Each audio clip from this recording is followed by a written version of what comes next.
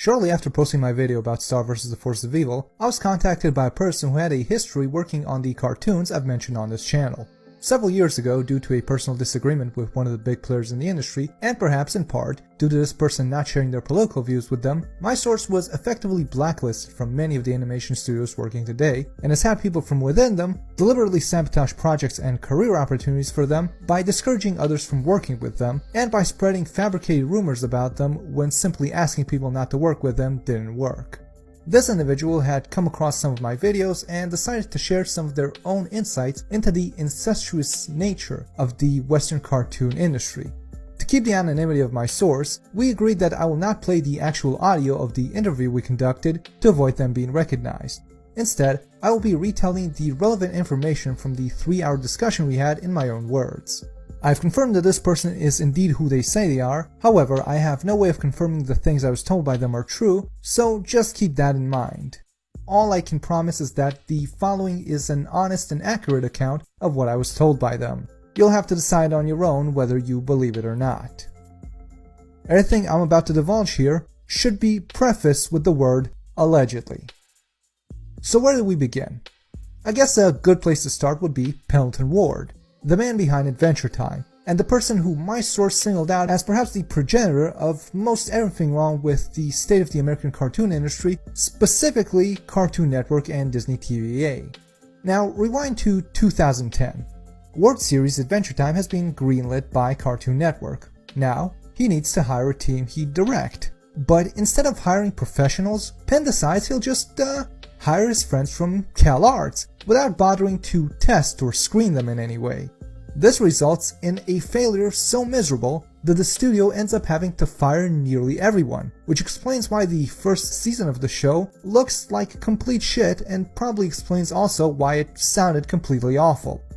In the end, the only remaining members of the original crew were Sam Valet, who got promoted to storyboard artist despite spending 90% of his workday sleeping in the office, and Ken Osborne, who is rumored to have allegedly once whipped his dick out in the middle of a staff meeting for an unknown reason. Clearly, it was an all-star crew. Now, you'd think Penn would have learned something from this, about, I don't know, hiring people who are actually qualified, but no.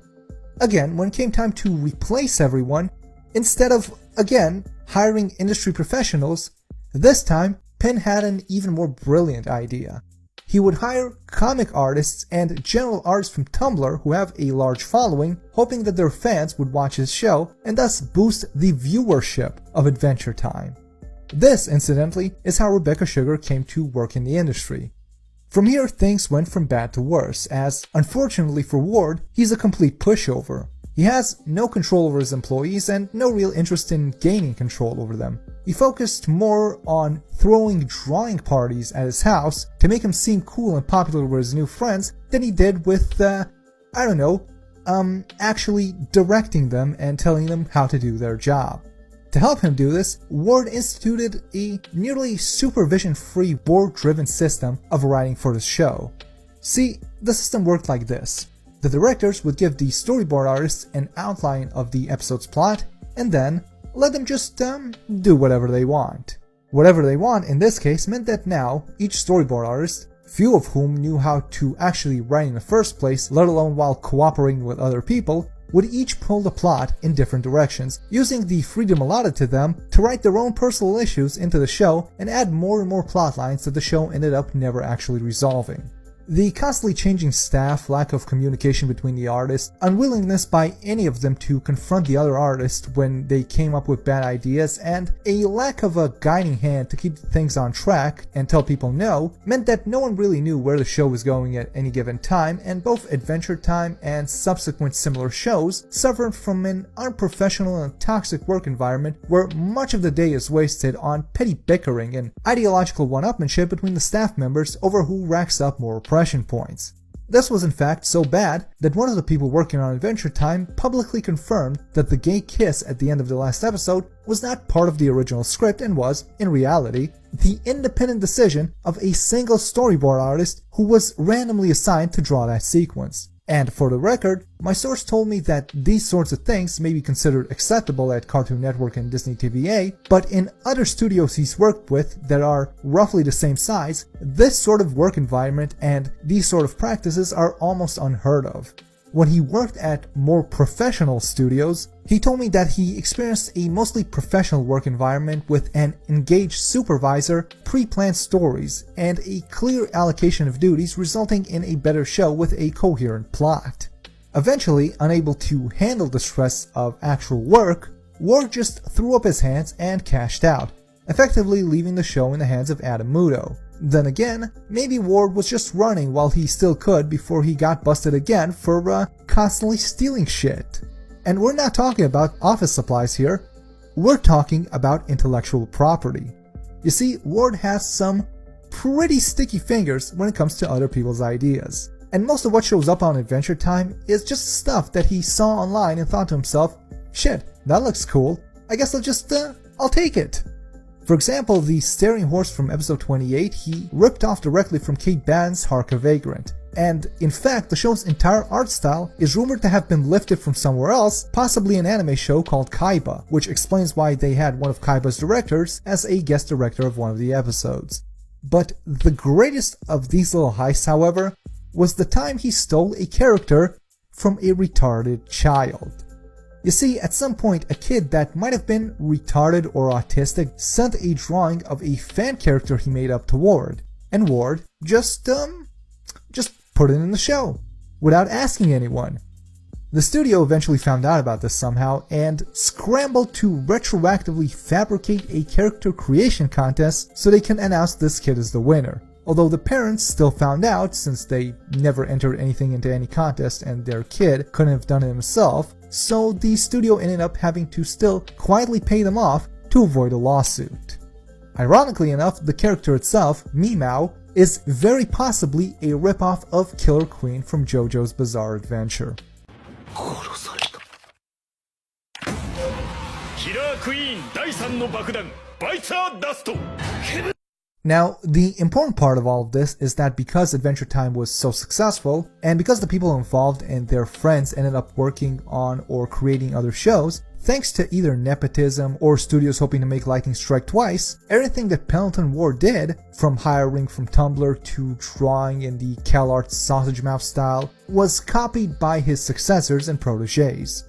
So now, thanks to him, the animation industry's new standards are for showrunners to hire their friends and people off of the internet without qualifications or any kind of oversight. The way that the shows are written creates incoherent plots with more plot holes than Pennacotta Fugo's suit.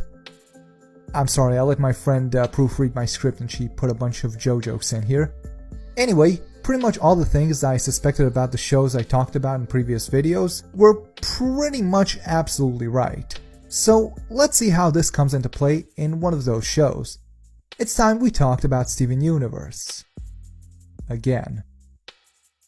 Like I said, Rebecca Sugar got her job because Ward found her on Tumblr and hired her because she had a large following there. And since Sugar copied everything she learned working with Ward right down to using Tumblr as a help wanted ad, because of this, the writing and storyboarding of the show is just as messy and unsupervised as that of Adventure Time, leading to much of the same results. And while my source is no lawyer, they told me that from their interactions with the people involved, they believe that, just as I suspected, Steven Universe is actively written the way that it is because they're trying to avoid hiring men. They also confirmed that Ian Jones-Quartey probably got his job because he was Sugar's boyfriend. Speaking of which, Quartey, who now also has his own show, possibly thanks to Sugar, may be trying to do the same thing with OKKO, but without much success since his show doesn't have a good excuse to hire women to voice male characters. Now, in addition to confirming all the things I already know, my source did tell me a few other things that I think you'll find interesting. One aspect of the show that a lot of people were surprised I didn't touch on in my original video was the Steven bombs. The bizarre airing schedule where episodes will be aired in batches in between hiatuses, sometimes lasting up to 6 months. At the time, if I had brought it up, I would have assumed that it was the result of the crew being lazy and Cartoon Network having an awful management that can't keep their employees in line. But it turns out that that's not really the case. The Steven bombs exist to hide the show's abysmal ratings. See, it works like this. When the show was airing regularly, the ratings were bad and declining fast, and Cartoon Network knew that they'd be forced to cancel the show if it keeps up the way that it was. They also knew that firing the first female showrunner in their history and admitting that hiring women, hiring Sugar, was a mistake. That wouldn't be very progressive of them, and they didn't want to deal with the potential backlash. So instead, they came up with this. You see, every time a Steven bomb drops, the ratings spike due to the anticipation and the short flash-in-the-pan nature of dumping a handful of episodes in one shot. And those seemingly arbitrary time gaps in between bombs, they're the result of the network looking for good time slots to air this shit when nothing else is on so they don't have to compete, because if Steven Universe aired against anything halfway watchable, everyone would just change the channel. So combine all these factors together, and if you only look at the raw numbers, it looks like this show is doing gangbusters and they can keep Sugar employed while pretending someone wants to watch this shit. That's not to say that Rebecca herself is valuable or powerful within Cartoon Network, because as much as she likes to brag about how tough she is when facing the higher-ups, and even claims on her podcast that the gay kiss in a recent episode was the result of her standing up to the studio and demanding it, the truth is, according to my source, is that this is almost definitely a complete lie, and she was probably only able to slip it into the episode because no one noticed, just like everything else she puts in the show, because Cartoon Network has no standards and practices department the way that Disney does and probably should get one. In fact, let's take a quick detour here. One bad trend that started even before word got into the industry was cartoons sneaking gay kisses into the last episode of the show, because once it airs, it's too late for them to get in trouble with the network or get fired over this. They then pretend retroactively that they got the green light on this from the studio and that this was the corporation giving off a sign of allyship to the agenda that they're pushing. In reality, of course, like I said, in Adventure Time it was snuck in by one of the storyboard artists. The same is true with Legend of Korra, because Nickelodeon has a very small S&P department, and the creators even admitted that they slipped this under the radar. Disney's S&P division, by contrast, threatened to cancel an entire episode of Gravity Falls when Alex Hirsch tried to put a gay kiss in it, but he still managed to sneak it in, of course as usual, into the last episode. Now, Napsy claimed that Disney gave her the go-ahead to put a gay kiss into Starversus mid-season, but from the sound of the story she tells about it, it comes off like the person who was supposed to tell her not to do this didn't really feel like arguing that day. And like I said in my video, the moment Disney noticed a hint of backlash, they pulled the episode entirely, but eventually brought it back when people didn't raise enough of a stink about it to make this financially worthwhile. The point is, what you're seeing isn't an industry deciding to promote an ideology or support a cause. It's two studios, both of which employ the same small group of people who are all friends with each other or lovers of each other, we'll get to that, and whose combined numbers aren't enough to fill up an entire room. Letting their guard down and having this tiny handful of people exploit the fact that they're not paying attention to smuggle their propaganda onto the airwaves. And I have a feeling that the moment these studios catch on, or the second one of these cartoons causes enough of a controversy to give them some bad press, the executives up top are going to put a much tighter grip around these people's necks. But getting back to the point. Sugar's stories about how she supposedly forced the studio to let her put a gay kiss on screen are probably a complete falsehood, since if Sugar's supposed influence over the studio is so great, it sure doesn't explain why she wasn't able to stop them that time where everyone on the crew got a massive pay cut, and when Rebecca tried to complain about it, they just told her to fuck off. Okay, but moving on from one fuck up to the next. Since I've already brought her up, let's talk a little bit about Disney's first female showrunner, Darren Napsy of Star vs. Now, in my video, I gave Darren a compliment I am now forced to retract. I said that the art in the show is better than that of Steven Universe because Darren makes her new storyboard artists pass a test to be accepted onto the staff. And that's how it was painted to me in the article I read that was trying to make her look good. But that's not exactly true. See, Napsy doesn't actually do this. I mean, at least not by choice.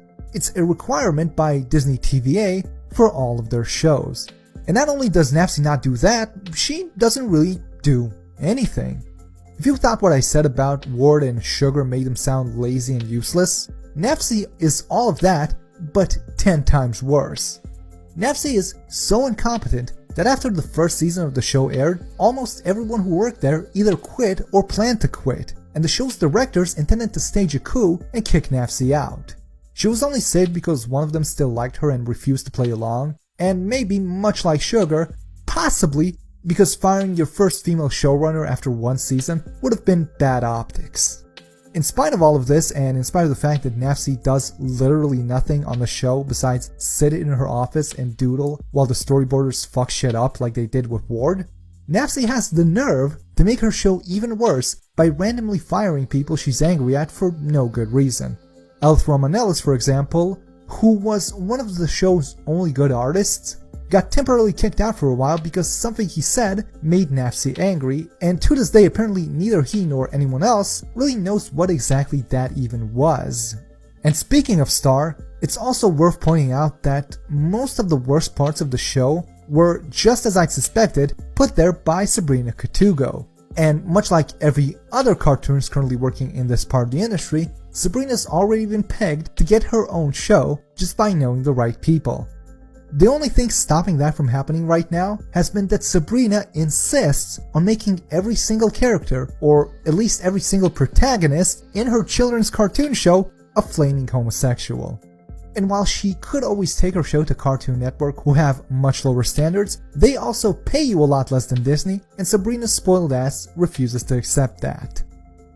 Alright, next let's talk about the person who got Nafsi her job. A person she used to go to school with. A person she used to fuck. If you thought what I said so far made the animation industry sound nepotistic, hold on to your asses, because if the industry is incestuous, then Gravity Falls is a family reunion at an Alabama swamp, and Alex Hirsch is the toothless patriarch everyone calls Uncle Dad. Alex Hirsch has fucked everyone. He fucked Nafsi when they were in college, he fucked some cosplayer named Mancy D. Young, got bored, cheated on her with Dana Terrace, promoted Dana Terrace over and over despite her being one of the least experienced people working on Gravity Falls, and when Disney threw money at him to direct DuckTales, he accepted, but then fucked off to Fox anyway and handed the show over to Terrace, who he was already dating at the time. And now, Terrace is also getting her own show, just like Nafsi did. Aside from these two, there are multiple other women he may or may not have slept with and may or may not have advanced the careers thereof afterwards. And what's interesting is that Nafsi said that Tom, the devil character in Star, is a composite of all her exes, so there's some Hirsch in there somewhere. Although, for the record, according to rumor, Nafsi still wants to fuck him. It doesn't end there, by the way, because much like Ward, Hirsch not only hires and promotes his fuck buddies, he also does the same with his friends. He hired his buddy Robert Ryan Corey, who spends his workdays sleeping under his desk. He only hired Terrace in the first place because he was asked to by another one of his friends, and then he hired Emilio Lorenz because he was asked to by Terrace. Beyond using the entire industry as his personal casting couch, rumor has it that he even goes so far as to start fights with other people working for or with him if he suspects they might be interested in someone he already plans on screwing. Expanding on this, and this has to be the best part of the video, there's apparently a veritable plague of STDs going around this big happy family. See, almost everyone working at Cartoon Network and Disney TVA allegedly has a venereal disease they got from someone else who's also working there. At one point during our interview, my source illustrated for me the trajectory of a single STI as it hopped across 5 different people working at 3 different shows at 2 different studios that may or may not have originated from a prostitute, and explained to me that at least one person involved in this chain was married to someone else who works there and habitually cheats on their spouse with other co-workers. For decency's sake, I'm leaving their names and the names of some of the other people I was told Hirsch may have slept with out of this video unless something happens in the future that makes this information somehow relevant. but I will say that there is some speculation that Sabrina Katugo is now exclusively dating women because she's mad at her last boyfriend for giving her an STD. So before we finish with Hirsch though, and before any of you get the idea that fucking him is a good idea, you should be warned that aside from everything else, Hirsch is also really weird. One thing about him is that he sleeps at his office, and not because he wants to, but because he can't drive. Instead, he has to use other employees on his shows as his personal chauffeurs. He spends so much time sleeping at his office because of this that one of his girlfriends ended up just breaking up with him, and he got in trouble with Disney at least twice, once for using the trash cans as a toilet because he was too lazy to walk 10 feet to the bathroom, and then a second time for the fact that he brings a laptop to work full of pornography so he can jerk off there at night. And that's pretty much it for individual stories about individual people.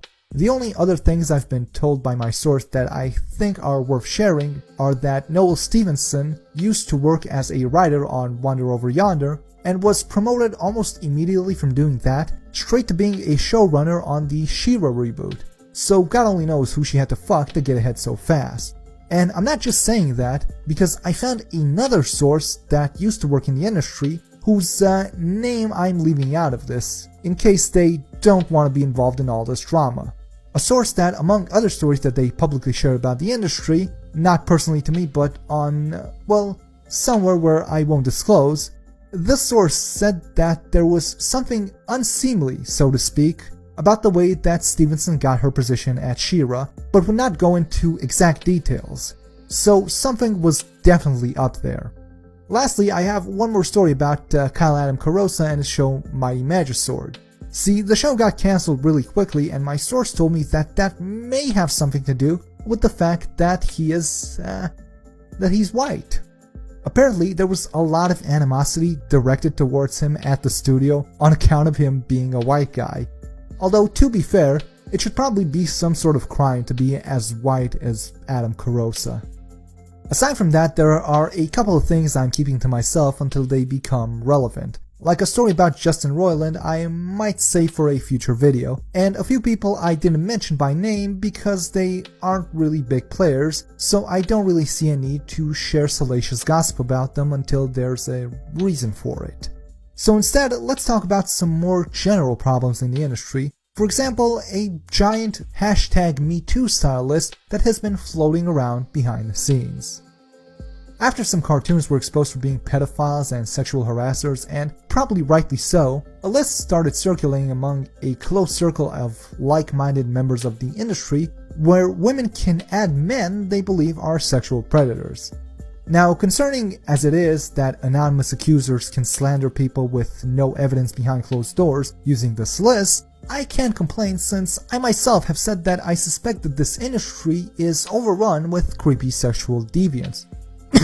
Rebecca! So I should at least be able to be a little bit forgiving towards this list thing if I were able to give it the benefit of a doubt that it's being used to out actual predators. However, I can't give it that benefit of a doubt because my source revealed to me that it is already being used by members of the progressive clique that's circulating it to smear innocent people as revenge for petty grudges that they're holding against them. Another problem is women in animation. I mean the organization Women in Animation, not, well, maybe a little bit, Anyways, in recent years, the Animators Guild partnered with an organization called Women in Animation, WIA for short. When my source brought them up and their director Margaret Dean, the name immediately rang a bell with me. Margaret Dean, where have I heard that name before? Nah, couldn't be, I thought to myself. So I went to Twitter and scrolled through my timeline just to make sure. And yep, lo and behold, there it was. I'd retweeted an email exchange only a few weeks ago that was posted by a black female animator from Indiana that she'd had with Dean. In it, she asks how this organization is going to help her get a job, seeing as how she pays them their membership fees. Dean answered by spending several months trying to brush her off and then insisting that she needed to move to LA and come to one of their group's social gatherings. Dean ignored every time this woman tried to explain to her that she can't do that and asked what she's even paying them for. Eventually, Dean just told this woman to fuck off. And that was the end of Ouia's amazing support of women of color in the animation industry. But no, there was still something wrong. There was somewhere else I've heard that name. It's impossible, I thought to myself, but I had to be sure. So I go to YouTube and I look up that disastrous trailer of that new animation show that Crunchyroll is producing with the money that they stole from their users. That show that's based on an awful webcomic that's ripping off Little Witch Academia and Madoka. That show with a trailer that doesn't show any actual animation but spends its entire runtime bragging about how diverse the show's staff is because they only hire women, all of whom are, by the way, white. That show that has crazy Kate Leth working on it. And there she was, Margaret Dean, right there in the fucking trailer of High Guardian Spice. Oh my god! Okay, but what does Ouia do that's so bad? Why am I even bringing them up? Am I just being a dick to them for being a women's advocacy group? Yes. I mean, no. The issue with Ouia is that, besides it being a useless organization with a free WordPress site which, much like Crunchyroll, with whom they've partnered, uses their membership fees for purposes other than the ones that they were intended for, like paying Anita Sarkeesian to come to some half-empty event instead of using that money to, let's say, find women jobs. Besides all of that, the problem with them is that they are actively trying to get people fired. Specifically, men. I could get into details about all of the ways that Ouia helps no one and basically embezzles the money that they get paid to buy themselves drinks. And I might just do that at some point when High Guardian Spice comes out and is inevitably a disaster. But for now, them not helping the animation industry isn't the problem, as much as them actively trying to hurt it by weakening its unions. You see, after the guild had partnered with Ouia, they had a meeting to announce it with their members. And when someone asked the head of the guild how they planned to meet the organization's goal of a perfect 50-50 split of men and women working in the industry, the head of the guild told them that they're just going to have to fire men. Presumably to be replaced with underqualified women that were given jobs because they're friends with someone at Ouia, as Ouia has been alleged to do. So I'm not really sure how the already weak Animators Guild plans to ever stand up to anyone ever again when one of their members' rights is being violated, when everyone knows that they're a paper tiger that doesn't object to its members losing their jobs. Or how it expects to leverage their already small numbers when the people it depends on for shows of force won't willingly or enthusiastically cooperate with them after they see that their own union, that's supposed to protect them, will stand idly by as they lose their livelihoods because a group with no power or influence and nothing to offer them in return told them to let them get shit canned. So that's what you'll get if you join Ouia. At best, you'll get your money stolen so that a handful of old whores can use it to throw parties in LA, drink champagne, and finger each other. At worst, your incompetent ass will be given a job you aren't qualified for after Ouia strong arms the studios to let you have it, where you'll work with equally incompetent co-workers who got there the same way you did and can't do their jobs. You'll work under awful conditions because the group that put you in place is actively working to weaken your union to the point it can no longer help its members. All the while, the money that you paid them to put you in this position is being used to throw parties in LA where a bunch of old whores drink champagne and finger each other. And that's just in relation to women in animation. Let me lay out your future in general if you decide to go work for Cartoon Network or Disney TVA. First, you'll be plucked from your career of posting ugly scribbles on Tumblr to a job as a revisionist at one of these studios, where you'll spend your days getting paid pennies working in an unprofessional work environment. Most of your day will be wasted on petty bickering over what the plot should be, while the person who should be making these calls sleeps in his office. Prepare to have to tolerate people constantly making personal attacks against you over your skin color or not being gay enough, until you're eventually blacklisted for telling Darren Nafsi to go fuck herself. At that point, if you want to keep your job, you'll have to pick between two options, either pretending to be trans or sucking Alex Hirsch's cock. If you pick option number 2, you'll get to wear your herpes as a badge of honors, as you are rewarded with your own show and can finally, after working there for less than 1 year, get your own office where you can sleep while your storyboarders bicker like children about the best way to put a gay sex scene into your children's show without the censors catching on. Then, after a long day of tard wrangling a bunch of idiots and fighting off accusations of being a white supremacist for not letting them ruin your show by having the main character join the Communist Party, as you go back to your shitty alley apartment that you can hardly afford because your shitty union can't negotiate for better pay, remember, don't call this a grave. It's the future you chose.